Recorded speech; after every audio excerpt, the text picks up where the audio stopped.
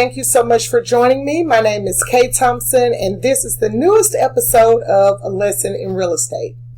On our last episode, I shared with you some information about a new type of housing solution that is available in certain parts of our country and other countries. I shared with you how affordable it was, how durable it was, and how it is something that could change the landscape of housing in not only my community, but your community as well, and how this solution could possibly help to solve our housing crisis. I also explained that I would share in a subsequent episode information about a few other alternative housing solutions that are available, which are both affordable and practical for the right person, depending on your individual's or familial situations. So with that being said, today we're going to discuss 4 additional types of alternative housing that is affordable, that is durable, and can suit the needs of different individuals and different lifestyle types. Those affordable home types are tiny houses, container housing, manufactured, modular, and mobile housing, and then my all-time favorite, a new housing solution that I think is going to take off once more and more people get wind of it, and that is going to be the Boxable Homes solution. So we'll start with tiny houses, and I'll explain a little bit to you about what tiny houses are, what some of the common characteristics are, and then you as the viewer can assess if this particular and all the other subsequent housing solutions might be viable for you, based on the information that is shared today. So tiny houses are kind of a new phenomenon they're not necessarily new, but they're becoming more and more popular because of our current housing market crisis. We have this national shortage, and people are scrambling to find affordable homes. For those of you who know anything about what's happening in our current markets, you realize that we have several different things in play that are affecting people's ability to either get new housing that's affordable or to be able to maintain their current housing solution. As it stands right now, there are several things that are adversely affecting our housing markets. One of them is just being the sheer number of houses that are available. That is due to lots of different things, but the main things are, number one, is that building new builds has some difficulty getting done or getting started late last year and then the earlier part of this year because of the situations with the supply chain and logistics as it relates to getting things into our country from other countries. There was a wood shortage, which is actually working itself out in certain realms. We've also had issues with other things such as steel and just other materials that you would need to build a home. That's the biggest obstacle. Because builders were having such a hard time finding some of these materials for a while, and I'll even go so far as to say that we had even appliance shortages at one point. But the issue, that issue of just having the lack of necessary materials to complete housing builds delayed a lot of builders from being able to finish existing products and projects and even to start new ones. And so once that information started hitting the airwaves, people who might have been thinking about, selling a home that they currently owned to buy something bigger or, so they can move to another area, whatever the case may be. They were having difficulty finding, that type of housing that they wanted. And so they decided, hey, we're just not going to move, which caused in part, it was partly a cause for pricing to go up for existing home listings, and at such point knocked out lots of people. We had droves of buyers in our market, and we still do have droves of buyers in our market, and I mean the national market, that were looking for homes and that are still looking for homes and are either finding themselves in multiple bidding wars, multiple offer bidding wars, and, just trying to figure out how they can afford decent housing and, take a step up from their current living situation. So that was one of the things. And the other thing is that we're having an experience where we don't have enough actual physical hands to help build these homes in the traditional way.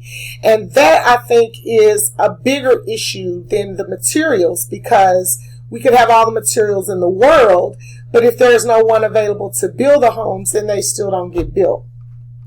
So that's why these additional options that I'm sharing, which started with the last episode in the 3D print housing, and these options that I'm giving today could be viable ones for you, so that you can avoid having an extended wait time, to have your home being built from the ground up, if that was something that you were considering. And it also solves the issue, or could solve the issue, of affordability. So I digress there for a few minutes. Let's go back to the subject at hand, which was tiny houses. So there are some typical characteristics of tiny housing. Usually, tiny houses range from between 100 to 400 square feet of living space. You can find some tiny houses, or there are some companies that'll build, houses that are a little bit bigger than that, but really they don't go beyond between 600 to 700 square feet. So I think a tiny house is great for a single person, maybe your young college student, young adult that is, trying to figure out their place in the world and, where they want to be. It's also a great way to add on, say, an in-law suite if you're looking for a way to move your parents in with you and you don't really like your current home and don't want to sell it, or look for additional accommodations for your parents. Tiny houses are also great ways to entertain house guests. They can have their space and privacy while they're staying with you, and things can continue in your current main house at the same level that they were going, without a lot of disruption. The interior space in most tiny houses is about 8 feet wide, and so you're working with about 8 feet from one interior wall to the other interior wall. It's definitely something that you have to really think about with these tiny houses is the amount of space that you have. Although lots of tiny houses I've seen have been built in such a smart way, they do allow for great storage, but you still have to be very careful about the things that you want to keep in a tiny house, because they can fill up with stuff pretty quickly just because of the limited amount of space that you have. Most tiny houses have at least one big window, so that you can get out of the tiny house if your door is not accessible due to some natural disaster or some other event occurring that is preventing you from being able to use that. The ceilings in most tiny houses are usually at least 6 feet or higher, taller.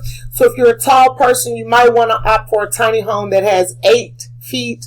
And typically, that's what a lot of people are doing now. They're opting for more space above head so that they can use that space not only for standing up in the tiny home, but for, storage and smart ways to keep things. The other great thing about tiny houses is that they can either be mobile or they can be situated and remain stable. So you can build a tiny home on a little foundation. You can build them on slats. You can build them conventional foundations, and you can even put wheels on them and make them mobile so that you can hitch them to a truck or an RV and be able to take that home with you if you need to leave, or if you're planning on moving to another city or state or what have you. So tiny homes are a great feature, have great features for, someone who's living alone, or, like I said, any of those other options that I mentioned previously. In addition to tiny homes having these basic characteristics that I just named, you can also have tiny homes that are built that are self-sustaining, meaning that they are not using electricity that is produced by your local utility. You can build tiny homes so that they produce their own, solar electricity, and that they have their own water sources and things of that nature. And that is actually the case with every single option that we'll present today. So I'm going to now show you just a picture of what a tiny home could look like. That's one that's on a foundation. And I also encourage you to go to YouTube to check out any of these types of homes that I'm speaking of today for yourself. They have different models, they have different designs. Tiny homes and all of these properties types can be made out of different materials. And so in order for you to get a full view of what's possible in a tiny home, I suggest you do that. YouTube is a great place for you to just see what's going on in that realm with these particular types of homes, and it'll help you to make a more informed decision about whether or not you want to try one. So the next type the other type of characteristics that a tiny home can have is that or that they all have, I should say, is that they are typically built custom according to the International Building Code or the International Residence Code. And for those of you who don't know, the International Building Code is also the same code that regulates, the environmental features and things that surround a building. They regulate how buildings are constructed for our safety. They think about like I said, environmental impact that building properties can have on the land and such forth, and they create these codes to keep all of those things, safe and sustainable for us. So that's another great thing about tiny homes. Unless you're building one yourself, if you're buying a tiny home, it's probably going to be built according to either one of these codes. And you can look these up, just by Googling them so that you can read them for yourself. Or, like I said, by going to YouTube and searching out information for them. Now, the next type of home that I'm going to discuss is one that I think is a little bit more familiar to people. I think people were fascinated by these when they first started becoming popular, just because of what they were made out of. And so that, without further ado, I'll go ahead and share with you what that is. The next type of home is a container home. And for those of you who don't know what a container home is, I'll have a slide that shows what one could possibly look like. But container homes are basically built from old containers from cargo trains. These homes, containers, can be purchased for very little money, and it doesn't take much to convert them into standard housing. They can be built to suit a single person or a large family. If they're designed properly, additional containers can be added later on to increase the square footage of the home. They are usually attached to permanent foundations. They're durable, meaning they can withstand different severe weather situations because of what they're built from, which is usually iron and steel. They can be made to be energy efficient, which is a great cost savings. They can be assembled quickly depending on, how you came about getting your containers. So if you use a company to create the home for you, the container home for you, you're probably, based on what you're wanting and what your design is, you can get that done fairly quickly. Of course, it'll take a little time if you're, doing it yourself. So at this point, I'm going to show you a quick slide and show you kind of what container home looks like. Usually for a family of 4, people will buy 4 containers. And if you want something more elaborate and bigger, you would add on to those 4. And I think 4 containers would maybe get you around 2,000 to 2,500 square feet. So it easily fits a family of 4. The next group of homes that we'll speak about are the manufactured, modular, and mobile homes. Manufactured, modular, and mobile homes tend to confuse people, those names. People really don't understand what makes them different from one another. So I thought that I would share a little bit about that with you today. Most people have heard of all 3. Manufactured, modular, and mobile homes. They have been around for longer time than any of the other homes that we're mentioning on today's episode. But I thought it would be great, like I said, to just share with you some information about how these homes are different. So with modular homes, they are planned out and designed in one place. And then the pieces are created in that place. And then those pieces are brought to your homestead site and placed there and assembled. So that is what a modular home is. I'll have pictures of all of these for you to see. Modular homes, if you don't see them being added to a homestead site, usually you don't even know that's what it is. They have some very simple modular homes that they can create for you, different companies, and they also have very elaborate modular homes that they can create for you as well. You could, in most cases and in most places, go to a company that sells manufactured or mobile homes and possibly find your modular home there as well. Manufactured homes are designed in a plant. They are also put together in a plant with the windows and the doors, and then they are moved to a homestead site and just kind of popped out. So they, drop it down, and then they kind of just, open it up, and then it's they're also put on foundations as well in most cases. Mobile homes are just that. They are homes that can be moved from one place to another. Now, a lot of people think, a mobile home, I don't want to, live in that because they don't always have good value. So mobile homes and manufactured homes are in essence the same thing. The main difference is that homes manufactured or mobile homes that were completed as far as construction, that were constructed before 1978 fall under the mobile home description.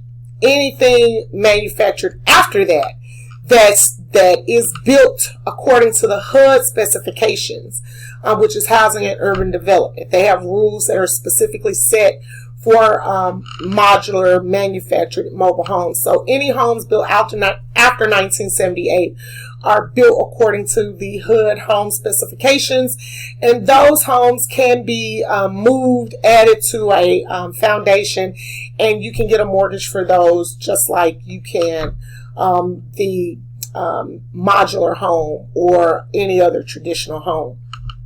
One of the things that you would want to do, though, is if you're looking at financing one of these homes, you want to make sure that your lender is one that will accept this type of home as collateral for a mortgage. Not all lenders do, so you want to search that out before you begin your shopping for either one of these types of homes. And as it stands right now, we'll put up a few homes for you to see there, and that way you can take a look at these.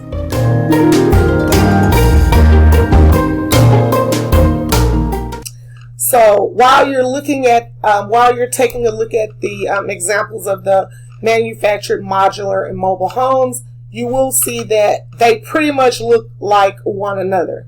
And like I said, the main difference in them right now is that modular homes are planned out somewhere else. They are built somewhere else, and then they are brought to your homestead in pieces and put together on the homestead site. Manufactured homes and mobile homes are assembled somewhere else and brought to your homestead site and kind of popped out like, you know, a pop-up book. And those homes are placed either on a modular, on a foundation, or not, and you can live in them after they're, you know, constructed. These properties usually don't take a long time to get to the site for construction, but like I said, you really do want to speak to a lender before you purchase one of these homes, to make sure that you have your financing together for them, because most lenders, I think most lenders will give you a loan if it's on a foundation, but not all lenders do. And the final type of home that we're going to speak about today is the boxable home. And this home has really garnered, it's gotten quite a bit of attention in the last month or so, because Elon Musk, if for those of you who don't know who Elon Musk is the guy that helped invent PayPal. He is the current owner of SpaceX. He helped to design the Tesla cars. So he has his hands in a whole bunch of things, and he's, you know, got more than enough money to live in a very large and fantastic traditional build. However, he has chosen to spend some time in one of these boxable homes. And with the boxable home, they are built very similar to a modular home, which means that they're planned in another place and they're assembled in another place. They're actually put together in another place too. So I would say they're more like the, you know, modular home, manufactured home. I'm sorry, not modular, but they're more together, more like the manufactured home, and then they're moved in a lovely little box to your homestead.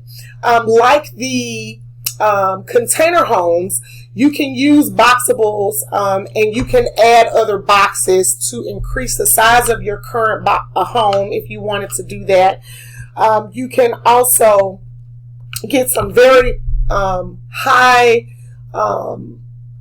highly attractive finishes in these boxable homes. You can go to their website, which is www.boxable, which is BOXABL homes.com, and you'll be able to see kind of what their process is. They show you information about their factory. They have a factory in Las Vegas. You can look at how they construct the homes, what they do, you know, their design process, how they transport the homes to the home site, and what the process is for them to actually set that up for you. If you're just buying the regular standard boxable home, it looks a lot like a tiny home. They do have different floor plans. The one that's most popular right now is the Casita floor plan, and that is the floor plan that Elon Musk is living in currently by himself. But this Casita floor plan has a bedroom space. It has a full on kitchen space. It has a living space and closet space.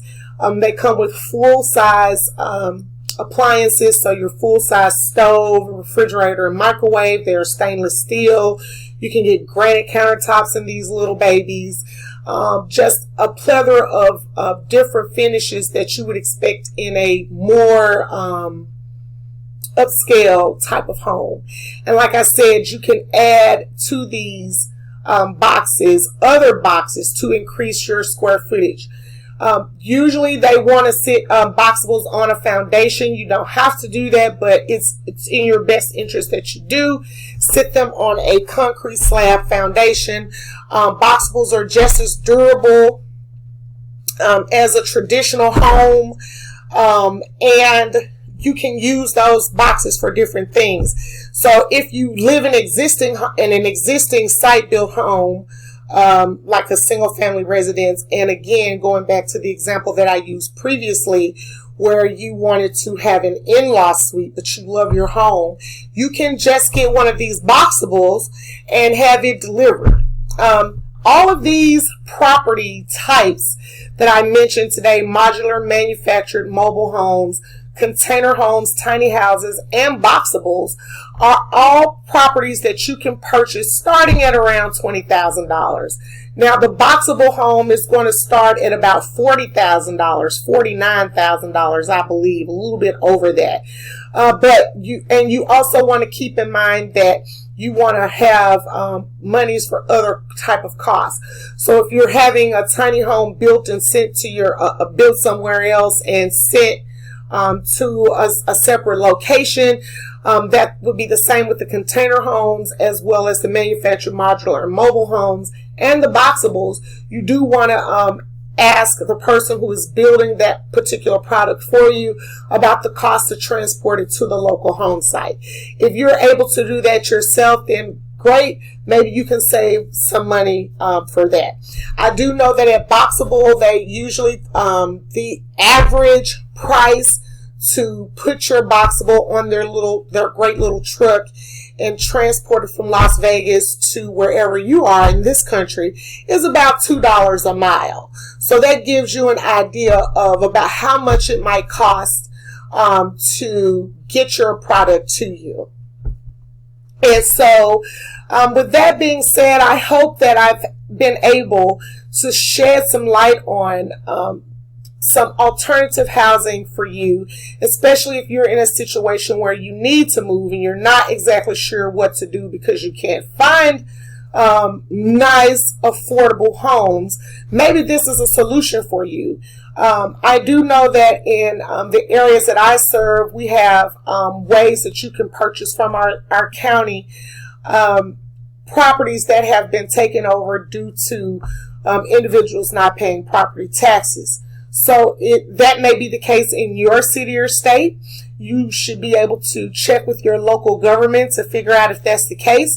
If you can get a residential lot that already has plumbing and waste disposal, sewer lines, electricity, that kind of thing already added to it, then those are costs that you can save on if you're thinking about using one of these types of home alternatives to live in. And you can also you take all of these types of homes and add them to an existing property and then connect them to the existing lines and things that you have for your existing home. So they're very easily able to be attached to something that's existing, or they can be the beginning of something new. And the main thing, though, is really for you to do research on each of these options. I think for myself, the container home and the boxable homes would be my two favorite. I love that the container homes are so durable. They're almost as durable as the concrete housing that I showed a couple weeks ago on the previous episode for 3D print housing. And I'm also very, very much loving the idea of the boxable, because a lot of times, especially if you're not getting something too elaborate, the boxable can be put together in a matter of hours for you. So you could purchase land, order your boxable, and be able to be living in it, within a matter of a couple of days at best. And like I said, it does depend on the type of home that you're getting, or the number of boxes that you're getting to create the home that you want. But if it's just the one box for yourself, it's literally less than 24 hours from the time that they arrive on the homestead site with your Boxable to the time that they are able to construct it. So I hope I've helped some of you out there with some alternative home options. Thank you so much for joining me, and I look forward to sharing with you on the next episode of Housing Situation. Until next time, take care of yourselves and stay safe out there.